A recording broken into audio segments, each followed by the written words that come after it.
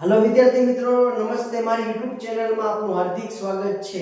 આજે આપણે ધોરણ 8 ની જીસીઆરટી નો આગળનો શબ્દાર્થ ભણવાનો પ્રયત્ન કરશું।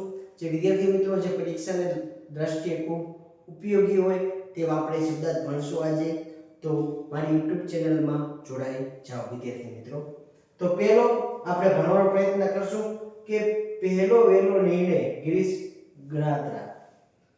તેના પાઠમાં જે આવેલા શબ્દાર્થી આપણે ભણશું। તો વિદ્યાર્થી મિત્રો તેમાં છે ચાદર એટલે કે ઓછાડ। આ તો બધા સ્ત્રીઓ છે તેમને ખબર છે ચાદર એટલે કે ઓછાડ। બીજું કે બાલદી એટલે કે ડોલ। બાલદી એટલે કે ડોલ, જે પાણી નાવા માટેની જે હોય ડોલ એને બાલદી કહેવામાં આવે છે, એને ડોલ।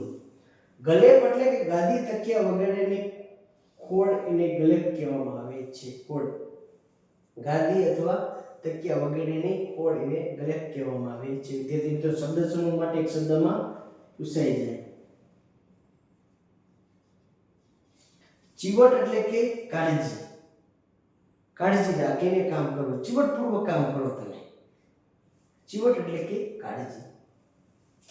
ફળીભૂત એટલે કે સાર્થક। ફળીભૂત એટલે કે સાર્થક। ક્ષેમ કલ્યાણ એટલે કે સુખ શાંતિ। ક્ષેમ કલ્યાણ એટલે કે સુખ શાંતિને ક્ષેમ કલ્યાણ કહેવામાં આવે છે। સિંદરી એટલે કે કાથીની દોરડી, યાદ રાખજો, કાથીની દોરડી એને સિંદરી કહેવામાં આવે છે। ગોળનો તમે કટોલો બાંધેલો હોય એક પ્રકારની સિંદરી હોય છે, જે કાથીની દોરડી હોય છે। મેસ એટલે કે ભોજનાલય। આજે હોસ્ટેલમાં ભણતા છે ને ખબર હશે મેસ કોને કહેવામાં આવે। મેસ એટલે કે ભોજનાલય કે જ્યાં ભોજન બનતું। બીજું કે તાડુકી ઉઠવું એટલે કે ગુસ્સાથી બરાડી ઉઠવું। તાડુકી ઉઠવું એટલે ગુસ્સાથી બરાડી ઉઠવું। વિદ્યાર્થી મિત્રો શબ્દ સમૂહ માટે નહીં પણ આ તો રૂઢિપ્રયોગ માટે પૂછાય છે। વિદ્યાર્થી મિત્રો રૂઢિપ્રયોગમાં પૂછાઈ શકે કે તાડુકી ઉઠવું એટલે કે ગુસ્સાથી બરાડી ઉઠવું। યુનિવર્સિટી વિદ્યાર્થી મિત્રો વિદ્યાપીઠ અથવા વિશ્વવિદ્યાલય। વિદ્યાર્થી મિત્રો આના શબ્દાર્થ નહીં પૂછાય, યુનિવર્સિટીનો શબ્દાર્થ કોઈ પૂછાય નહીં, પણ એનું ખાસ મહત્વ એ છે કે યુનિવર્સિટીની જોડણી પરીક્ષાની દ્રષ્ટિએ ખૂબ આઈએમપી। યુનિવર્સિટીની જોડણી વિદ્યાર્થી મિત્રો યાદ રાખજો, યુનિવર્સિટીની જોડણી ખાસ। જાત્રાફળી ભૂપત વડોદરિયાની। જાત્રાફળી ધાંગધ્રાના કવિ છે, ઝાલાવાડના ધાંગધ્રાના ભૂપત વડોદરિયા। જાત્રાફળી એમાં આપત્તિ એટલે કે આફત, સંકટ, દુઃખ, મુશ્કેલી એને આપત્તિ કહેવામાં આવે છે। નેમ એટલે કે હેતુ, આશય અને લક્ષ્ય, ધ્યેય ને નેમ કહેવામાં આવે છે, તમારું ધ્યેય, લક્ષ્ય, ગોલ, હેતુ ને નેમ કહેવામાં। તમારે નેમ શું કે હેતુ કે મારે ગવર્નમેન્ટ એક્ઝામ પાસ કરવી છે તે તમારો નેમ છે। દયાહીન, દયાહીન એટલે કે નિર્દય, દયા વગરના। નિર્દય અથવા દયા વગરના ને દયાહીણા કહેવામાં આવે છે। નિર્દય એમ દયા જ નથી, દયાહીન છે, આપણે કહીએ દયાહીણા। વસો એટલે કે અફસોસ અથવા પસ્તાવો, અફસોસ એને વસો। વિદ્યાર્થી મિત્રો મોસ્ટ આઈએમપી વસો એટલે કે અફસોસ અથવા પસ્તાવો એને વસો કહેવામાં આવે છે। સુવર્ણ એટલે કે આરામ વિદ્યાર્થી મિત્રો આઈએમપી। સુવર્ણ એટલે કે આરામ, સુવર્ણ એટલે કે આરામ। બીજું કે અભિલાષા એટલે કે મનોકામના અથવા ઈચ્છા।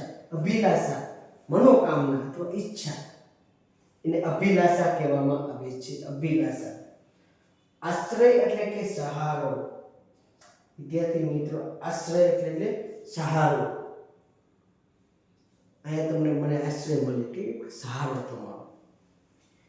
મર્મ એટલે કે ભેદ, રહસ્ય, તાત્પર્ય, મર્મ કે મર્મ આ વસ્તુમાં શું મર્મ રહેલો છે આપણે જાણવાનો પ્રયત્ન કરીએ કે મર્મ એટલે કે ભેદ, રહસ્ય અથવા તાત્પર્ય. પુનિત એટલે કે પવિત્ર. પુનિત એટલે પવિત્ર. બીજું કે ચિત્ત તું સિદ્ધને ચિંતા કરે. દયારામ નહીં. દયારામની શું ફેમસ છે? ગરબી. વિદ્યાર્થી મિત્રો, ગરબી, દયારામ. ચિત્ત એટલે અંતકરણ, એને ચિત્ત કહેવામાં આવે છે. ઉદ્વેગ એટલે કે ચિંતા, વ્યાકુળતા અને ગભરાટ, અને ઉદ્વેગ કહેવામાં આવે છે. આઈએમપી.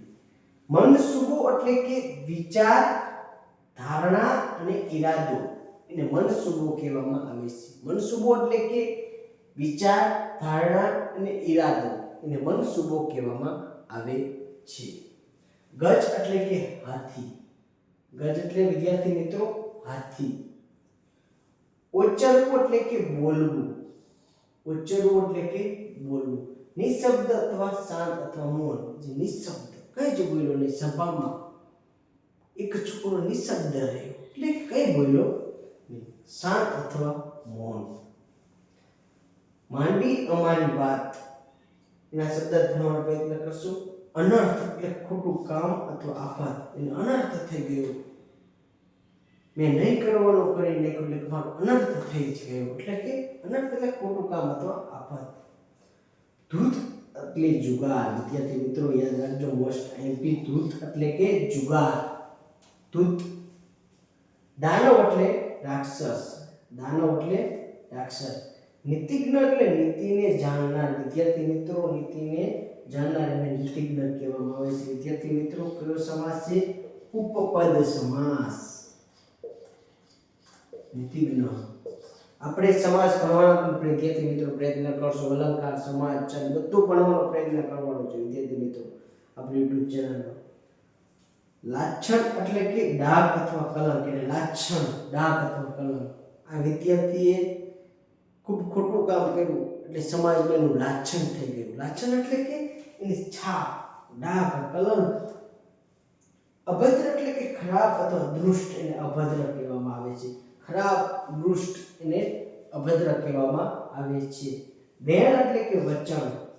વેણ એટલે કે વચન, પ્રતિજ્ઞા. ભીષણ એટલે કે ભયાનક અથવા ભયંકર, એને ભીષણ કહેવામાં આવે છે.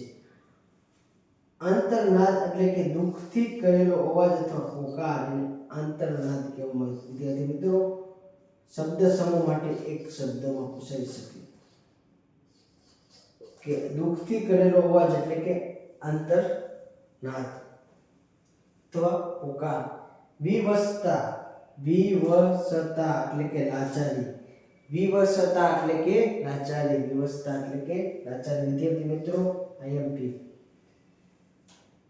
અઠંગ એટલે કે ઉસ્તાદ. અઠંગ એટલે કે ઉસ્તાદ, અઠંગ કહેવામાં આવે છે. ઉસ્તાદ એટલે કે એમાં માહિર. અઠંગ. ઉચ્ચાચર એટલે ઉદ્ધત. ઉચ્ચાચર એટલે કે ઉદ્ધત. વિદ્યાર્થી મિત્રો મોસ્ટ ટાઈમ બધા એવા લાગે, એમાં એવો બધા એવા મોસ્ટ ટાઈમ જેવા કે જે તમે નવા જ છે કે તમે કે જોયા જ નહીં હોય આ શબ્દો.